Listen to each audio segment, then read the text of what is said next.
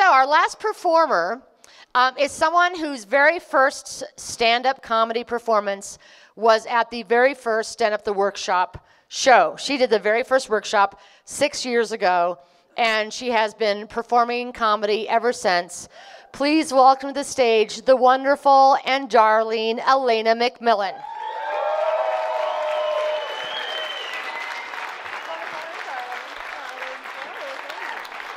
Thank you. Thank you. Thank you for clapping like you know who I am. That's very generous. So I just recently had a birthday. Thank you. Yeah, 47. Weird. I am like a grown-up. I know a lot of women my age prefer to lie. And I like to take it the other way. I like to tell people I'm 57. Then they're like, damn, you look good, ma'am. It's not a perfect plan yet. You know, I used to think trading youth for wisdom was a fair exchange, right up until I got wise. Now it's just mean. And it's happening very, very fast. Like, 1 minute I think, I look pretty good for my age. And the next minute, I'm flossing in front of the mirror thinking, why is my mother's neck holding up my head?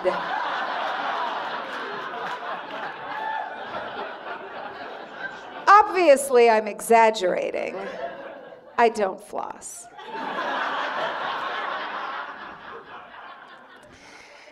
I recently overheard these two women talking. I was at a store and they were speaking in Spanish. And I didn't mean to eavesdrop, but it was just like this really lively conversation and I couldn't help it. And all of a sudden, they just seamlessly switch from Spanish to English. And for just a second, I thought, oh my God, I speak Spanish! I'm from LA, so I thought maybe it was in there, and it just hadn't been activated yet.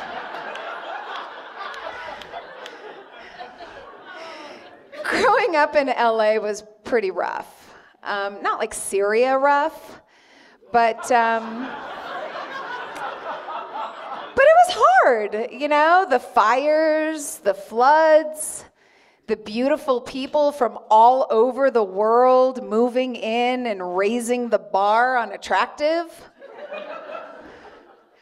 When I realized I was going to be graded on a curve, I knew I had two choices: get a trainer or move to Colorado.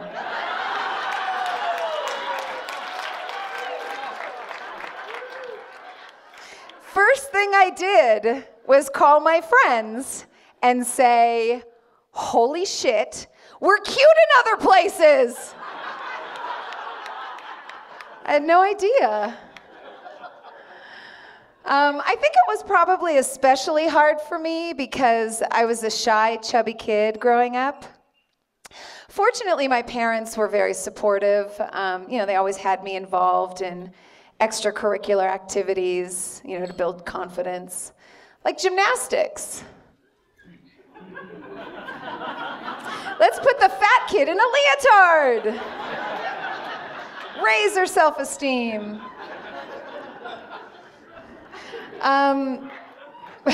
When I was growing up, my dad had a Hickory Farms. So I was actually the shy, chubby kid who smelled like cheese.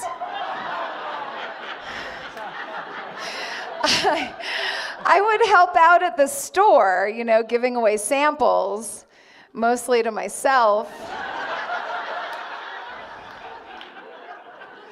Yeah. I was recently bra shopping. I don't know if I'm insulted or flattered right now. So I was recently bra shopping at Target. Don't judge me. I have children instead of nice things.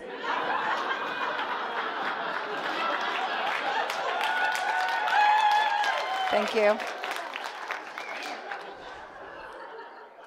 Now, I don't know if you know this or not, but it can be daunting to look for a bra in a 36 double D because it sounds good. But the truth of the matter is they mostly look like prison bras. So I'm sorting through like the double wide straps.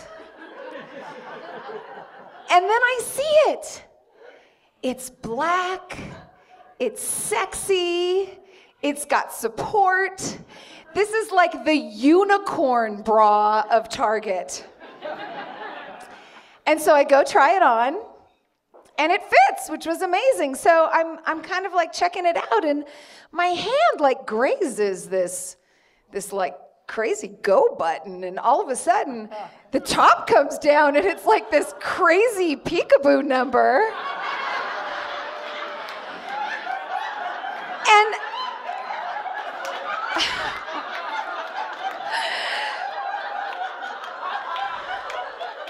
as I'm reveling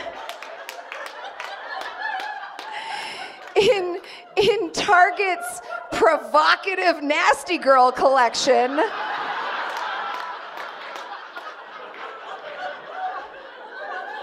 I suddenly realize I'm wearing a nursing bra.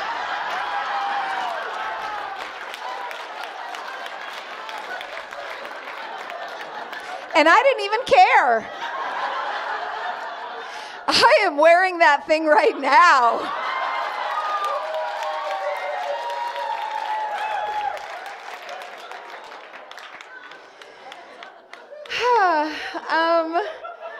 I got married young, really young. I was 21. Crazy, but you can't stop that train, you know, that love train. Nobody was going to tell me that this was a bad idea. And we had been dating for like 3 whole months, so we knew what we were doing. Besides, he needed a green card. And my maiden name was Seaman.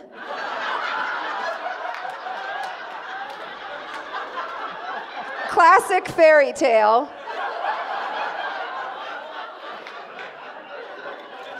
Surprising that it didn't last. But, you know, we stayed amicable. We're raising 2 kids together, so, you know, we understand the importance of mutual respect. Sometimes he calls me a whore, but I am almost certain that by whore he means pretty.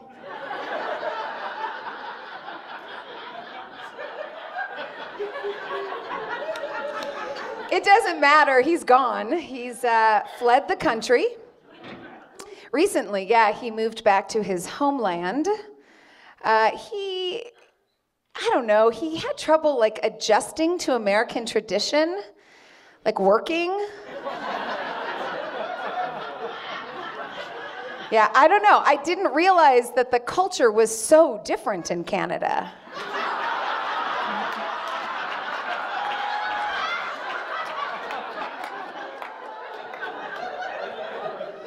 Yeah, he struggles with parenting too a little bit, but he tries, he does. He just, you know, he's better at being their friend than being a parent, and that doesn't work.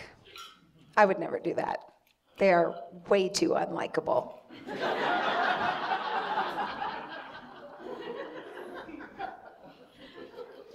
Someone once told me that the difficult people in your life are your teachers, and I get that now.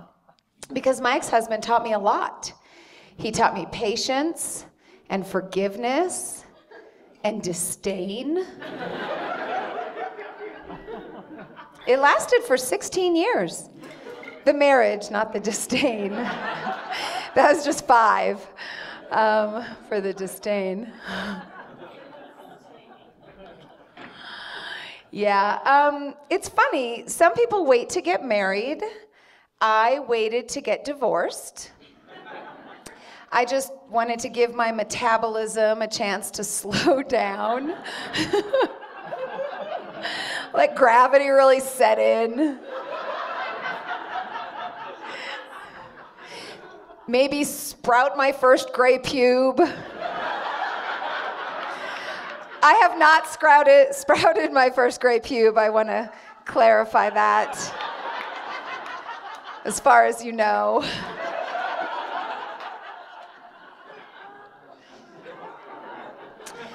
So I have teenage boys. Any parents of teens here? Yeah, that's a trip, huh? Like raising kids in this world of technology.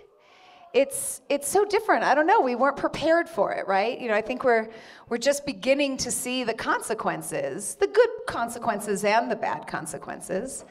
I love that my kids had access at an early age to, quantum physics and how to compose music. I just think that 12 is a little young for midget porn.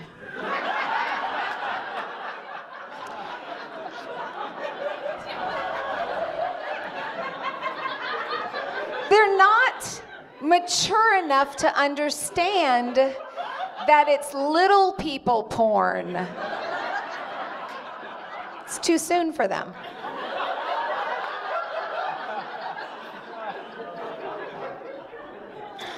Parenting is hard. The punchline to that joke used to be, I don't know if I'm saving for college or for rehab. Right? Funny. No. Because rehab is very, very expensive, it turns out. Yeah, I found out when my son told me that he was addicted to cocaine. I know, I was like, oh my God, that's expensive.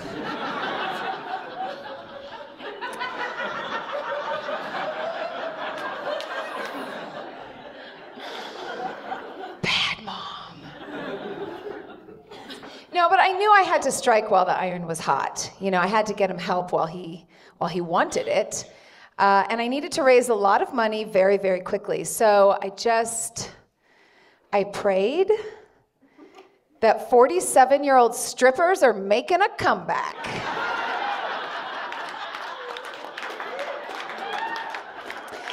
It's not like I'm the first person to pay for rehab in singles. Come on. Just saying. Maybe in quarters, but how committed do I look rolling up with 60,000 of them, right? So obviously this was a pretty emotional time for me, and it was exasperating, actually. I don't know how much you guys know about rehab, but the business of rehab looks like this. It's pretty much designed for 2 camps. People in the system and people who can write a big check. And anyone in between is kind of screwed. So I'm up for a challenge and I'm thinking, I know I can crack this code. So I'm brainstorming, and it hits me. He has to stop doing drugs. And start selling them.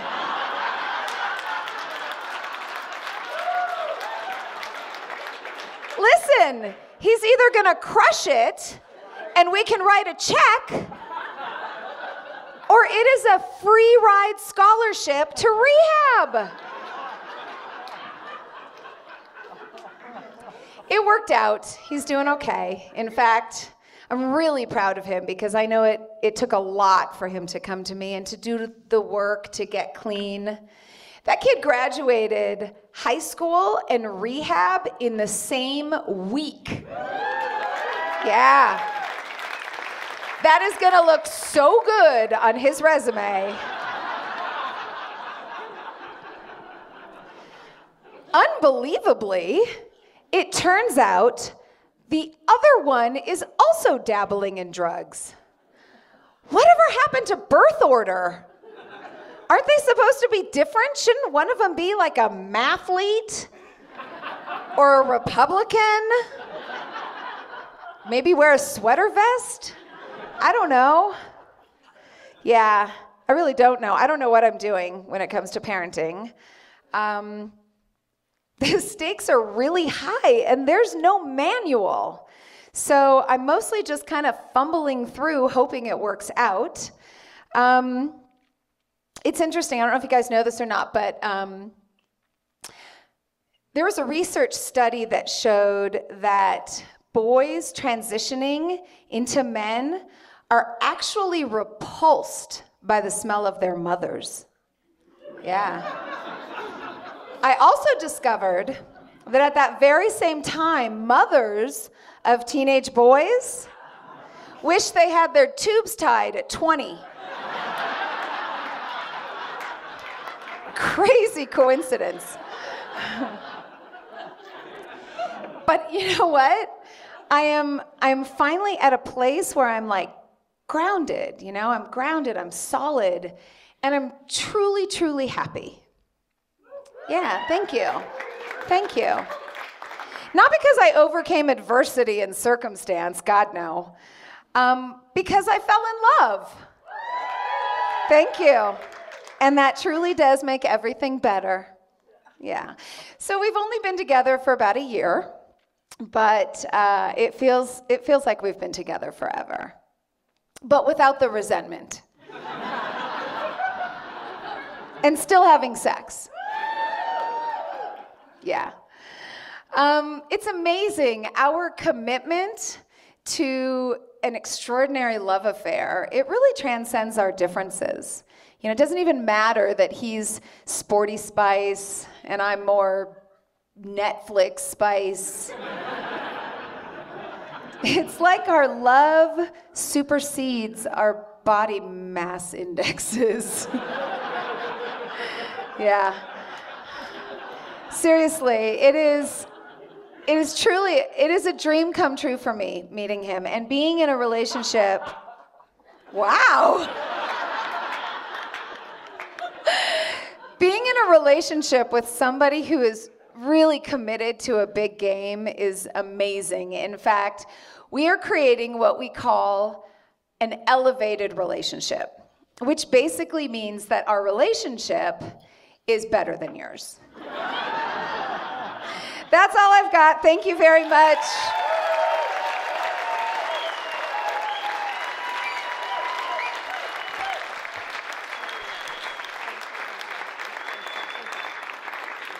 Keep it going for Elena McMillan.